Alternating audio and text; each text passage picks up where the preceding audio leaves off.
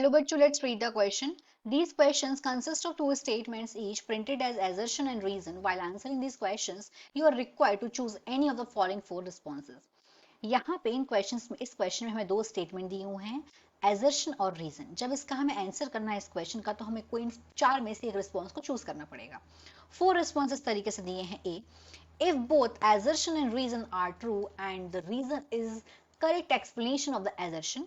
B, if both assertion and reason are true but reason is not the correct explanation of the assertion.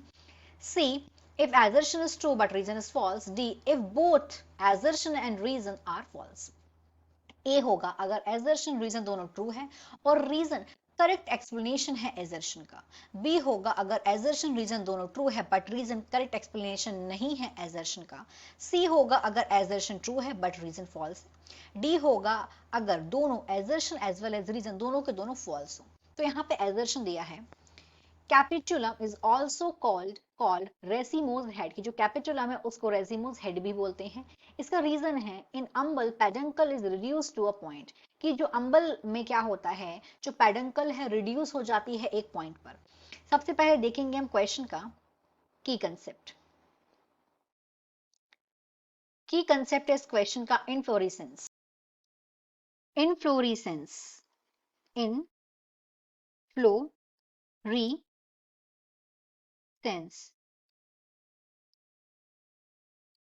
Inflorescence का मतलब समझते हैं। यहाँ पे पहली बात तो दोनों कैपिटुलम और अम्बल ये दोनों इनफ्लोरेसेंस हैं। तो इनफ्लोरेसेंस का मतलब होता है जो अरेंजमेंट है फ्लावर का प्लांट पे, उसको बोलते हैं इनफ्लोरेसेंस।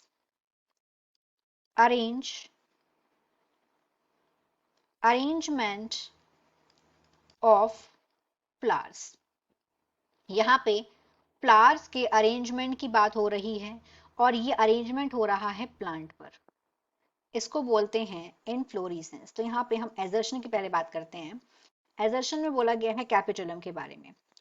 तो कैपिटुलम में क्या होता है, कैपिटुलम या फिर कैपिटुलम को एजर्शन को हम ए से लिखते हैं। कैपिटुलम को हेड भी बोलते हैं, मतलब इसको हेड रेसिमोस हेड भी बोलते हैं। इसको रेसिमोस हेड बोलने की वजह होती है क्योंकि इसका जो मेन एक्सिस है, मेन एक्सिस ये फ्लैट होता है। इसका मेन एक्सिस फ्लैट होता है और इसके जो फ्लावर्स हैं एंड फ्लावर्स जो हैं वो सेसाइल होते हैं, आर सेसाइल। और ये अरेंज्ड होते हैं, ये जो फ्लावर्स हैं these are arranged in centripetal manner, ये सेंट्रीपीटल मैनर में अरेंज्ड होते हैं, मैनर। और अगर हम इसका डायग्राम भी देखें कि इसका डायग्राम कैसा होता है, तो इसमें जो बताया गया कि ये फ्लैट होता है। तो इसका डायग्राम देखते हैं, इस तरीके से इसका डायग्राम होता है कुछ, ये फ्लैट स्ट्रक्चर। यहाँ पे सेसाइल फ्लावर्स प्रेजेंट है, ये दीज आर सेसाइल फ्लावर्स। इसका हम रफली डायग्राम बना रहे हैं, फ्री हैंड डायग्राम बन रहा है। और यहाँ पे ऐसे लार्ज शेप के ये प्रेजेंट होते हैं, इसको ब्रैक्स बोल सकते हैं। तो ये जो स्ट्रक्चर को हम देख सकते हैं, ये प्रेजेंट किस में होता है, सनफ्लावर में। ये सनफ्लावर का एग्जाम, सनफ्लावर में ये चीज प्रेजेंट होती है। तो यहाँ पे जो एजर्शन में बात बोली गई वो एकदम करेक्ट है, इसको रेजिमोस हेड भी बोलते हैं। अब बात करते हैं हम लोग रीजन की। तो रीजन का पहले हम यहाँ पे जो अम्बल में क्या होता है, पेडंकल जो है रिड्यूस हो जाती है एक पॉइंट पे, दिस इज ऑल्सो करेक्ट। देखते हैं किस तरीके से। तो इसका अगर हम स्ट्रक्चर देखें तो यहाँ पे एक पॉइंट पे क्या है, रिड्यूस हो गई है, फिर यहाँ पे ऐसे फ्लावर्स आ जाते हैं इस तरीके से, ये अम्बल में होता है।